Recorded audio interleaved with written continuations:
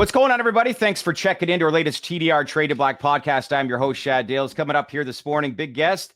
He's been involved in this space since the 1980s, long before any reform conversation was taking place, and I'm sure a lot of changes. He's no stranger to the podcast. One of the most notorious guests at our podcast, Big Mike from Advanced Nutrients. We've got to get his take on what he thinks about this whole rescheduling chatter and how different this feels. And really, once it's implemented, how the day-to-day operations for his company and how the industry will look. So it should be a fascinating conversation here this morning. So with that, let's welcome in AV here on a Thursday morning. Good to see you. And it's always good to catch up with the stories that Big Mike has to say. Yeah, it's great. We get to talk everything: infrastructure, pricing, international, domestic. It's a full-blown conversation on the industry. So these are usually good ones. Yeah, for sure. Well, let's welcome back one of the most polarizing personalities in the space, Big Mike from Advanced Nutrients. Good Thursday morning. How are you, sir? Good to see you again. How are things? Doing great. Glad to be on the show again. Thank you. Big smiles right now with a lot of this chatter. I know last time we talked and we thought it's different this time, but man, it just continues to build more and more momentum. And it feels like what did you think last week when President Trump was asked an oppressor about the rescheduling of cannabis?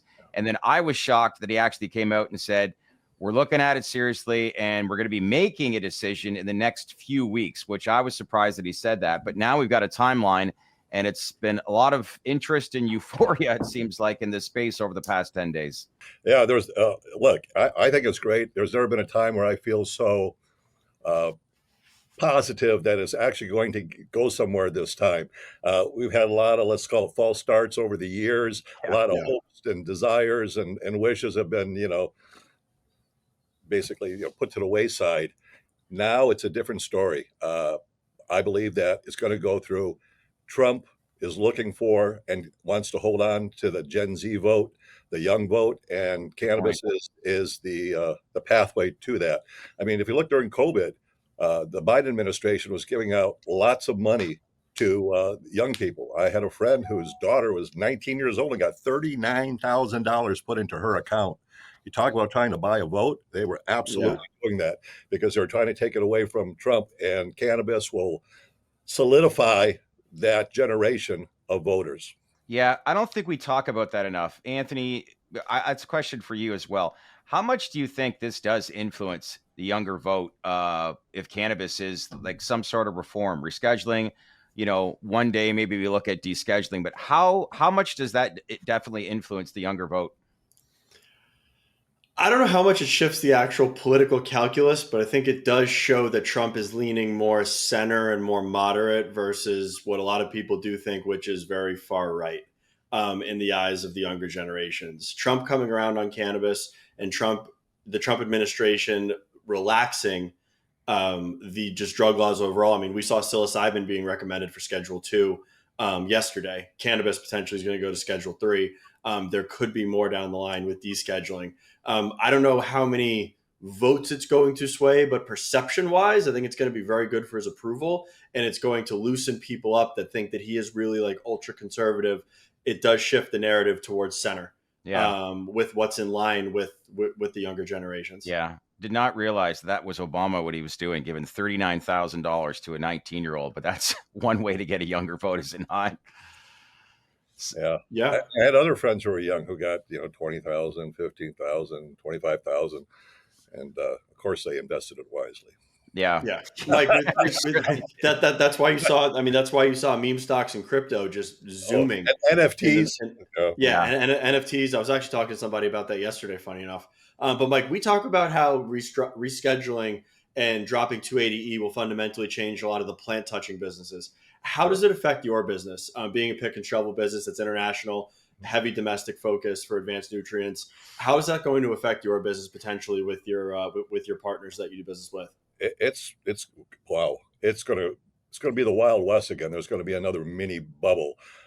Right now, the market's in pain. There's going to be a shakeout where only the strong are going to survive. But the biggest one is R&D. Now we can start getting R&D credits for all the research we're doing. Our age generation, we spent over $3 million on. It would be nice to get some of that back. Wow, that's a good point. That's a very good point. $3 million, you'd say, on an annual basis? No, that was about $1 million on an annual basis. Probably more than that. Probably about 1.3, 1.4 on an annual basis. Wow. Yeah. I don't think we actually even talk about that specifically enough, but what comes to mind once rescheduling, if it is announced and it moves to a Schedule 3, but what are some like things that you could see right away happen when it comes to actual research pertaining to this? Well, research would be great for obviously the medical. Now we can talk about positive outcomes of cannabis rather than negative outcomes. That's going to be Yeah. huge. Yeah. Yeah.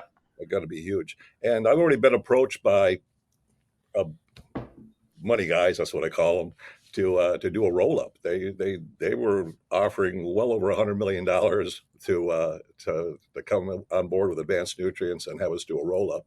So I'm considering that. So already with the talk, there's been opportunities, and the phone's been ringing and knocks on the door. So I'm happy about that.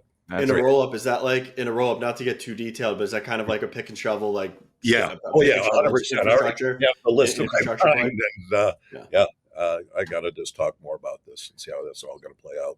Yeah. Okay. Great opportunity though. Yeah. We've had this conversation a lot with you in the past. You've been involved in this space since the 1980s. You've seen it all, when it Yeah. comes to the early days, Prop 215, the Canadian LP wave that we saw from 10 years ago, all this back and forth in the US. But do you ever sometimes just look and say, like, pinch yourself and say, is this actually real? Like, we've come this far? Like, how much change could you describe as to how this space is today versus the 1980s? Because I'm sure there's a lot. When I walked into the first big, really nice commercial grow, and it looked like a spaceship. I mean, it was. I was just taken back, and I said, "Well, this game is definitely going to change, and we got to raise the bar for our own knowledge and what we have to do." So we've done that, and we've got a great team. It's our ACT team, advanced commercial team, and some of the brightest minds in the business. Yeah, that's for sure. Mike, when we talk about price compression, I mean, being a cannabis consumer, you've been in this industry for a long time. I mean, we Sure. see products on a spectrum. We see premium, mid-tier, value brands. When we're talking about price compression, how should we really be thinking about it potentially in terms of where it's affecting that consumer? Because a lot of the time we're talking about the bottom of the barrel price per pound, which isn't necessarily resonating with that top end consumer that's buying the premium versus cheap weed. Yeah. Listen, there's not as much price compression for guys who are going at the top of the top. I'll explain. Most guys are getting between $600 and $900 for indoor per pound here in California. The guys that are using advanced nutrients are getting $200 to $300 more per pound.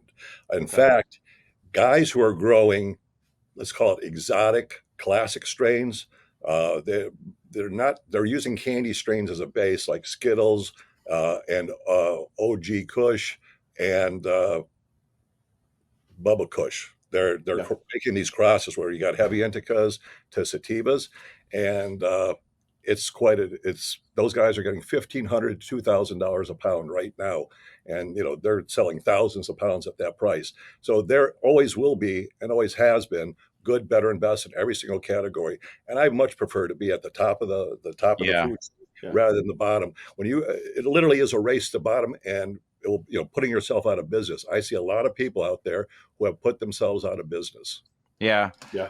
because they're just racing to the bottom. People want quality. They respect quality. It says a lot about you. If I was a cultivator in one of these facilities and I was growing mids, I don't know how I could be proud of that. I want to grow something that I can put my name on and be very, very proud that it's top line, top shelf. Speaking of that, with your products, are they used by people that are growing exotics, people that are growing mids, and people that are growing that value brand Mm. to just overall enhance the genetics that they have in the ground? Mostly it's the guys who are growing top of the line. We're Okay. only after the top 30% of the marketplace who want to grow the best of the best.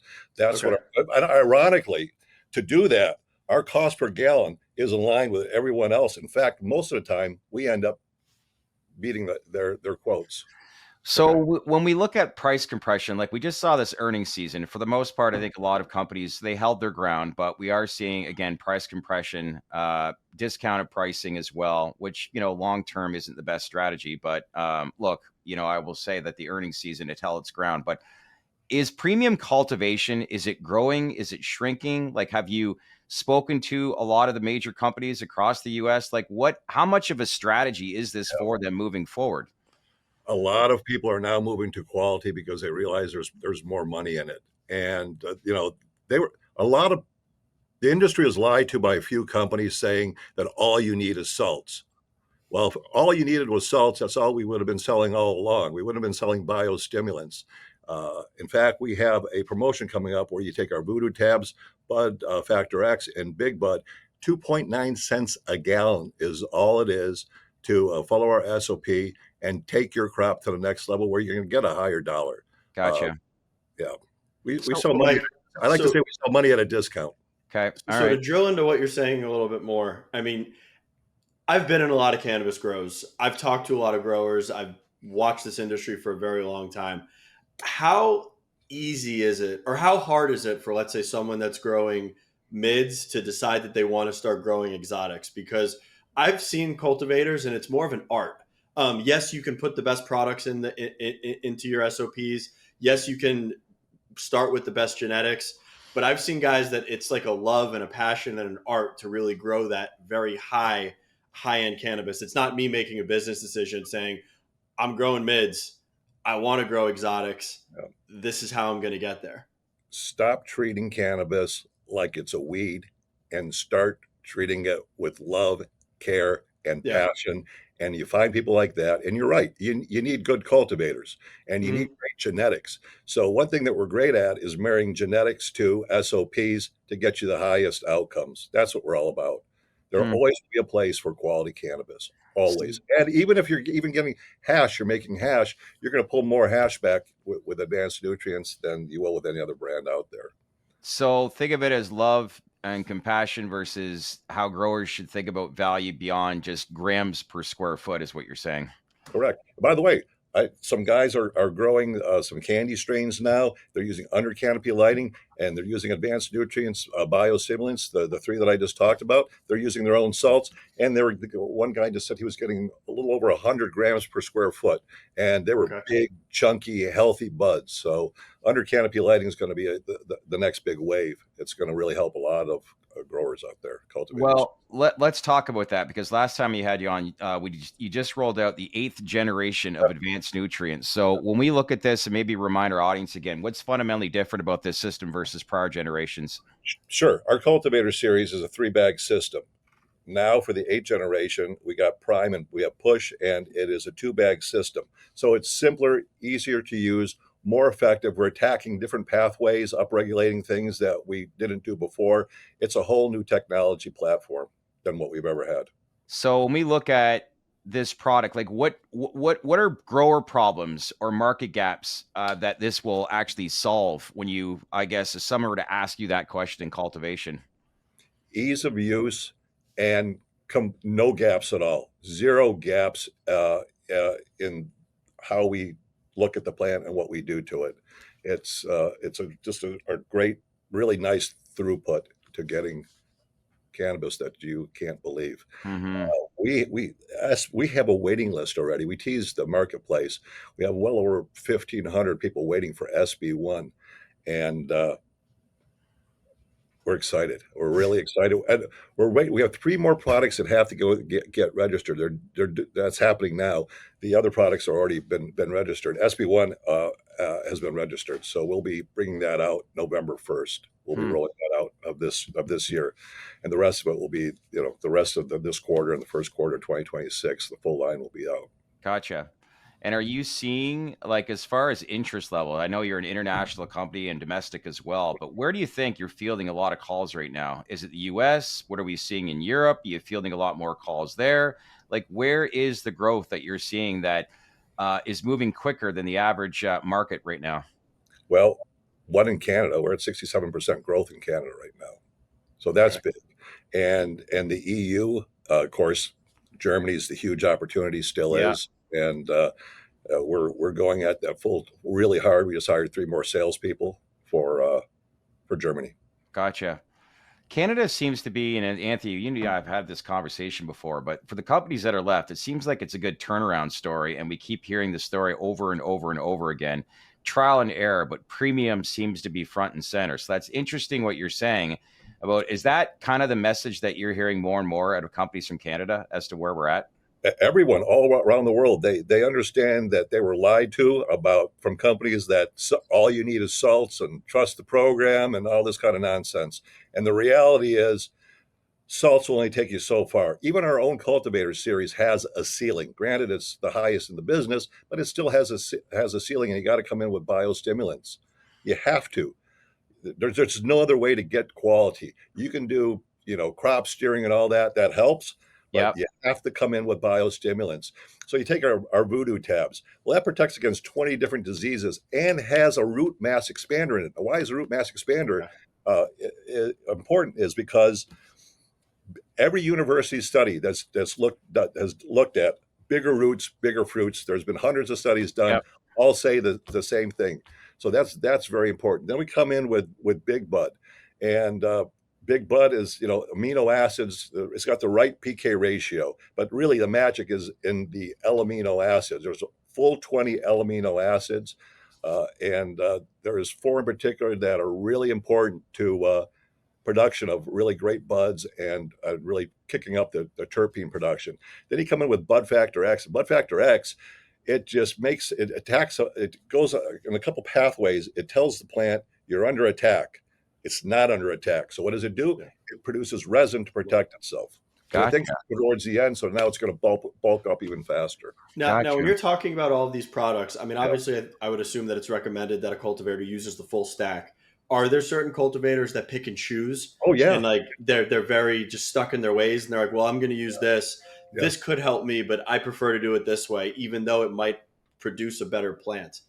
Yeah. At the end Guys of are the day. definitely stuck in their way, and some guys they rather use our Overdrive or Bud Candy, or they love the tasty terpenes. I don't want to overwhelm people, so we just say use these 3 products, whatever you're doing, and then if you want to add something later, go ahead and Got it. take it up a notch. But every time you add a product, you can see you're kicking it up a notch in quality. That's what it was made to do.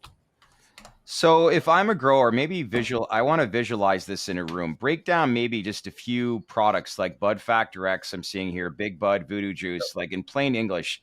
What do they do again? And like, how does this all work from like, say, point A to point Yeah. B to basically everything you're describing? So you come in with the voodoo tabs in the beginning. It's going to protect your plant from 20 different diseases, and it's got that root mass accelerator in it, and it just expands and uses these massive, huge roots. Then you come in with Bud Factor X. Again, it's going to make the plant feel like it's under attack when it's not. It goes in multiple pathways. It triggers. And the plant, to protect itself, makes more resin, so you get higher terps and higher cannabinoids. Gotcha. Then you got Big Bud. It's the logo behind us is our number 1 seller. Sold, I think, $36 million worth of that last year, and it's the L-amino acids are the secret. Understanding the plant. Plants and humans are very similar. L-amino acids is kind of like a protein building blocks, right? They use vitamins. A lot of things that we use as a humans, plants use as well. Whoever the great creator was, there's a lot of similarities between the two. It's so just fascinating. I love the research and love learning. I bet. In terms of sector trends, I mean, as the industry matures and as, let's say, we get bigger as an industry, thanks to reform, what do you see being bigger on a go forward basis? Indoor, greenhouse, or outdoor grow? Or do you think they all have their place within the industry and they all kind of stay within where they are right now? They all have their place in the industry right now. As gene editing progresses and moves along, it will be you'll see outdoor plants, and they're already South Africa. They're producing outdoor that looks like indoor. Yeah, And in Lesotho. through gene editing, you're going to be able to grow outdoors that looks just like indoor, and you're not going to be able to tell the difference. So Really? my greenhouse. By the way, Jason Gilman up there in Humboldt County, he grows blue caviar for cookies. And he's getting $800 a pound now for his greenhouse, hoop house, actually. And he grows with our organic line. And our organic line, a lot of those guys up there had their own recipes that they used and their own mixing things. And Jason, it was the same thing. He had his own recipe, and he put it up against our organics, and it just rocked the house for him. So good that blue caviar is his that he grows for cookies, and he's getting $800 a pound for hoop house, not even greenhouse, hoop house. And Wow. do you think He's And crushing. do you think outdoor? And do you think outdoor will reach scale and be able to flourish once, let's say, genetics get to the point where we can knock out certain strains to be mold resistant, pest resistant, and really give them that sensitivity testing to where they can be grown outside without the risk of crop loss.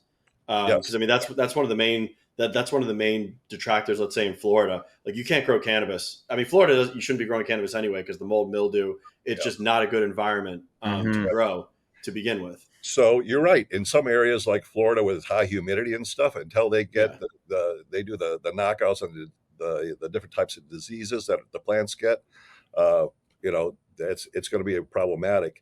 There may be places where you just have to grow indoors. You have to grow in house and control that Yeah. environment.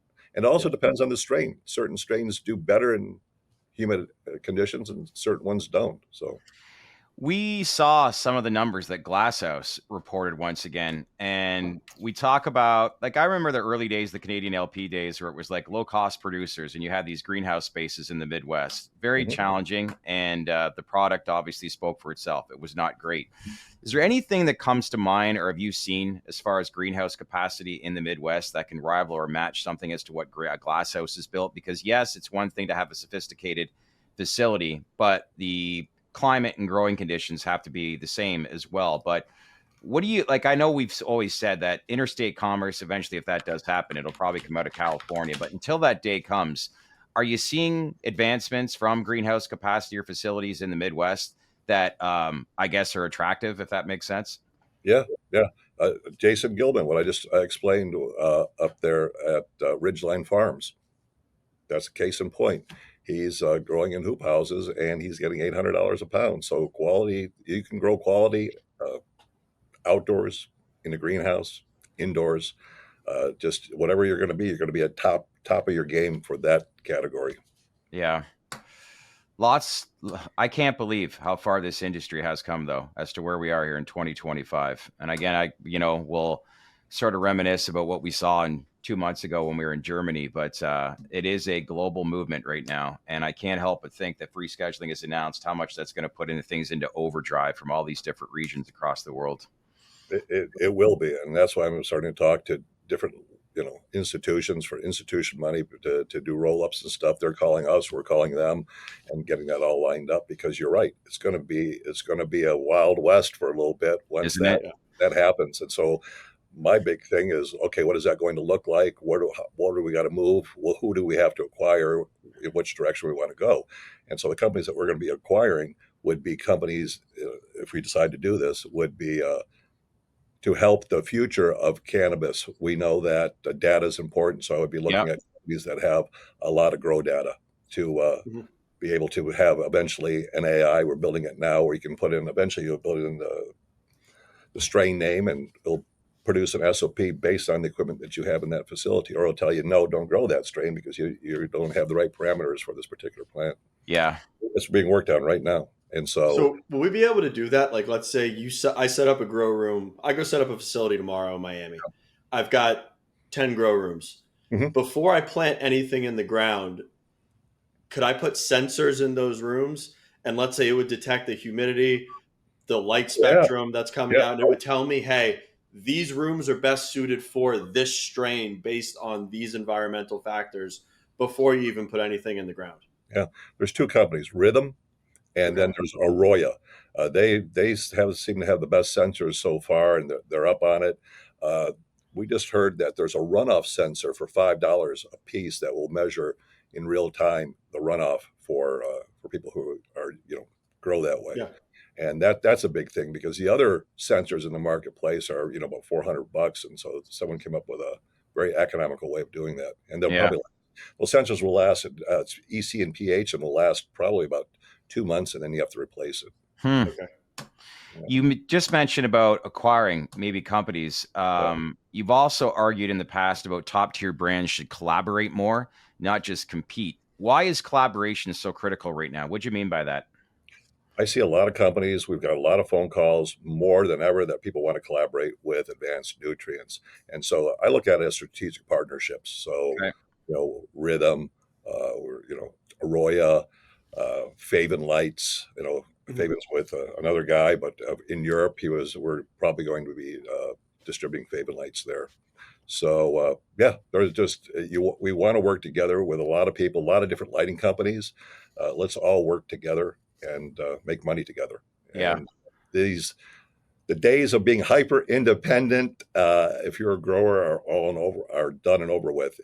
The only way that you're going to move ahead is to move ahead in a group. So Yeah. The industry needs to realize real quick. This is some of the parts game moving forward. It's not everybody on an island. Yeah. Like we've been operating for some time now. Well said. And even Jim Hagedorn from Scott's, he's my competitor. I was so proud, and Jim should be proud of himself. He stepped up and he got talked to the president. This is what I'm saying. Even my competitors, everyone's got to come together for the single thing of getting this plant legalized, whether it's medical or recreational use. But we all have to come together, and then we can fight each other later. But I think it's a new chapter for the industry. I think the industry is going to get a complete facelift, but in a good way. And I think that whatever hasn't been working in the past, those days are over. And like you said, collaboration is key. But do you feel like in a lot of ways you're 22 again and you're just getting out of bed and say, let's go, baby? Because honestly, you got to love what you do, and you clearly do. I do. I love getting up every day and doing what I do. But, I've been hearing about possible legalization and all this stuff, and going on and on and on, and reclassification and declassification. And so I'm very optimistic this time, more optimistic than I have in the past, just because of everybody who's involved. I see our industry coming together on so many levels. Yeah. And I'm really happy to see that. Well, I'm hopeful that it does get announced. And it's so, like, we've been to Washington, and there's a lot of lawmakers that are going to view this differently when it comes to some of these bills actually advancing, hopefully a little bit more quickly, because they'll look at it differently. So one can only hope with the domino effect that'll create if rescheduling is announced. Then we look at states 2.0, safer, all those types of things. That would be very, very telling. But I keep hearing that if rescheduling is announced, that we will have a strong back end of 2025 for this industry. And if it's strong 2025, it's going to obviously segue into next year as well. And for those that are still in the space, I think they're growing, but it has not been easy. But now is a viable time to actually really compound and really grow exponentially, I think, here in the short term, knowing what's at stake here. So we'll see, right? Agreed. Yeah. Listen, not sure if you're going to be traveling relatively soon, but if you are, safe travels. Always catching up. Good catching up with you. Tell Isaiah and the team that we say hi. I love the guys over there. Yeah. And most importantly, we got to have you on the day, if it is announced, we got to have you on the day of. How's that sound? I'm giving everybody the day off in the company wide. Are you? It's a big celebration. Hell yeah, we're going to party. You betcha. That's a long time coming. So I'm very optimistic, and we'll see what happens in 2 or 3 weeks. And I'm really excited because it's going to open up capital markets. The fact that I got capital markets calling now and is exciting. It's people always ask me, how come you didn't take anyone else's money? It says because it's not the right time. And so I remember timing's everything. I had a friend. He goes when the big boom was going, he goes, I got a $10 million check for you. He goes, what are you doing? I said, the timing's not right. This is all hyperinflated nonsense. And so now the shaking out has come, and real valuations are here, and there's some good bargains and opportunities out there. So, yeah. That's smart business. I never forget the story of Arnold Schwarzenegger after the Terminator came out in 1984, and they wanted to do a sequel like the next year. And he was just like, let's just wait. And he held out for 7 years. And when he did that movie in 1991, he became the highest paid actor in Hollywood and continued on that trend for 5 years. But that man knew business very well. I think he made his first $1 million by the time he was 19 years old and bought all this commercial real estate in downtown Los Angeles. But really good guy. But sometimes if you're patient and walk, I think that's, a bottom line. The strongest end up standing at the end, so to speak, if that makes any sense. But it's timing's everything. But more importantly, let's keep in touch. Okay. Yep. Absolutely. Thanks, Big Mike. Thanks, Mike. All right, take care.